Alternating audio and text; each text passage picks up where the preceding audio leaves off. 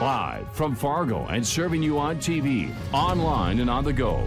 This is Valley News Live at 10. It's a balancing act between what we have for a case, what we believe we can prove, our experience, and whatever insight we can bring to the table about what a jury might do with these kinds of cases.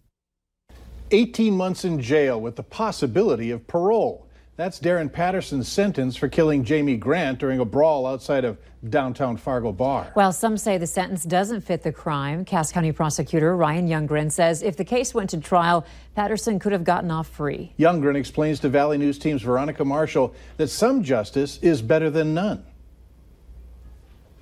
How is 18 months considered justice when it led to the death of a man, or was this just a win for the office?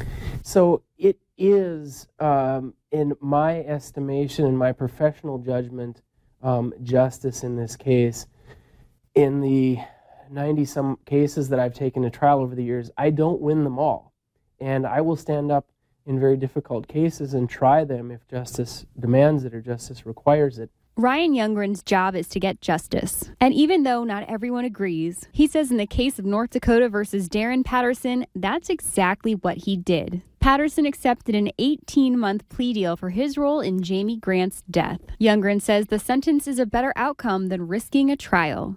When you say it's about weighing the risk, so if you had gone to trial and lost, what could have happened? Nothing. He would have walked out the door. Youngren says it comes down to what you can prove in court. In this case, evidence was lacking, so arguing against Patterson's self-defense claim would have been difficult. We don't have a video recording of the actual incident occurring.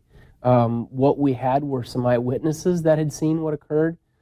Some had been watching a split second before, a split second after. There was some room for interpretation, and in a case like this, you're talking about a self-defense type situation and what that means, what a jury might look at. Still, Youngren says he understands the frustration surrounding the plea deal. I absolutely sympathize, as I said, with the idea that there couldn't be enough time. And I tried to emphasize to them, as I did to the judge today, that this isn't a value on anyone's life. You can't do that in these kinds of cases. But do I think this is justice? Yes. In Fargo, Veronica Marshall, Valley News Live. While the criminal case against Patterson is closed, Jamie Grant's family could still file a civil lawsuit against Patterson. A hot day out there. Our temps have been gradually moving up. Hutch, are we going up again tomorrow or down? Yeah, it certainly looks like the heat is continuing to build as we close out our work week and head into the weekend. Also of note, the smoke from western wildfires returning to the region. An air quality alert for much of the northern parts of Minnesota. You can see it on the visible imagery there as the gray stuff moving in from the north and west. Temperatures this evening, well, they're pretty mild. 63 here in Fargo. Not much on the radar as looking at your hour-by-hour forecast overnight. We'll slip into the mid-50s to around 60 degrees as we go through the overnight hours. Patchy fog, a possibility. I'll have details on just how warm we get and a chance of showers here as we go through the next few days. Details on that as well. Okay, thanks, Hutch. A Fargo woman says she wants answers. Someone egged her house last night and the family was left with cleaning up the mess. One of their vehicles sustained paint damage. She's now telling her story to our Valley News Team's Joseph Ojo, hoping the vandals will be caught before they strike another home. We came home. We were out with our friends visiting us from out of state, and we got just into the driveway, and we were with a couple different couples, and they said, "Oh my gosh, it looks like your house got egged." With a couple of cars in Ann Upton's driveway, it still wasn't enough to stop vandals from attacking her home in a nice Osgood community. And after showing her friends all there is to Fargo, it was confusing to come home and find eggs all over her driveway, eggs on her garage, and on her roof and siding of the house. And honestly, there had to have been 2 or 3 dozen eggs thrown. So there was a lot of cleanup. So that was what was frustrating. Upton says the incident occurred around 11:30 Wednesday night and that it wasn't the first time egg vandals had struck in her community. It took us quite a bit of time to calm down.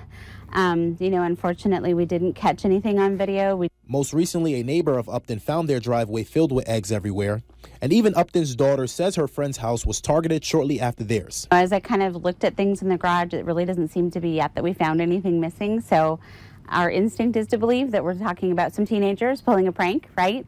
And I think the reality of it is they don't realize that eggs can really be harmful. With cameras and a Ring doorbell set up at her home, Upton says she is now considering extra cameras in front of her house for added protection so that if the vandals come back, they won't be out of the sight of their home surveillance. In Fargo, Joseph Ojo, Valley News Live.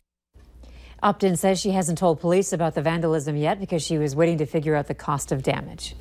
A local business owner took to social media to warn about 2 women who he says stole items from his store yesterday afternoon.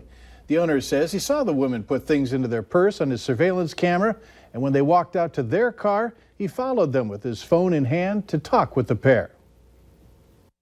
Are you done shopping? She said, yes, I'm done.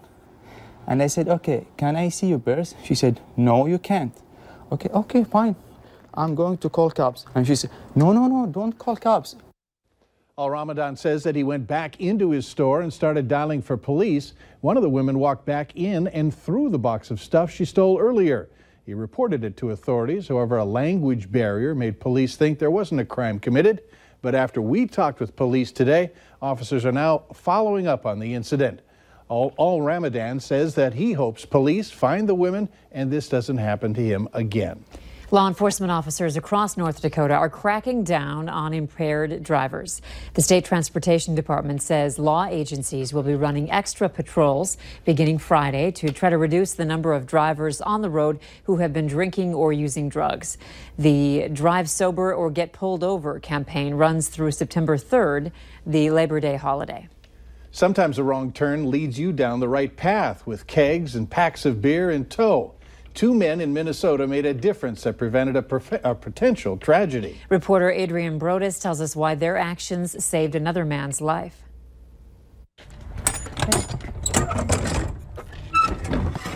While delivering beer, Kwame Anderson and Jason Gable tapped into something unexpected. Kwame said, "What's this guy doing?"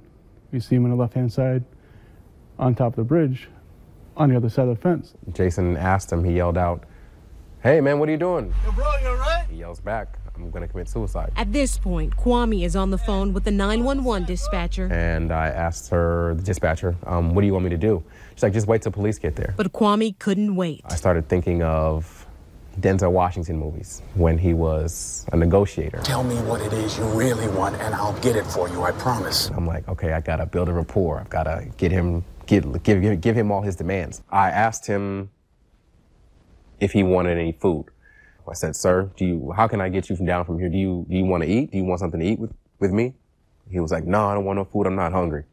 I said, "Okay, do you need any money? I've got my wallet in the car. I'll go and get my wallet. Do you want money?" He said, "I don't want any money. I'm not a beggar. How about you come down? You want to have a drink with me? You want a drink?" And he kind of paused.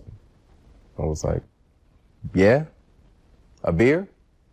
And he was like, "Maybe." By this time, the officers were on scene. Then we said maybe. I was like, "Officers, keep them occupied. I'll be right back." I ran in the truck, grabbed a case of Coors Light, came back with a 12-pack, and I started talking to him again. I said, "Hey, Leroy, if you come down from that ledge, this whole pack is yours." He took his hand and he reached to the other side of the fence and started inching towards. As soon as he did that, I was like, we got him. Kwame and Jason were in the right place at the right time. I started driving. Kwame's like, "What you doing?" I said, "We gotta go a different way today." I don't know why I did this. I take a left. I go towards the bridge, off the bridge. Kwame. But usually we always go straight. One wrong turn led to this. God's plan. God's plan. We never ever go that way ever. We have a route that we do every Wednesday, and that wasn't the way I would normally go. It wasn't part of the plan, but it was God's plan. And Kwame wasn't supposed to deliver beer this week. He was supposed to start his new role in sales for Breakthrough Beverage.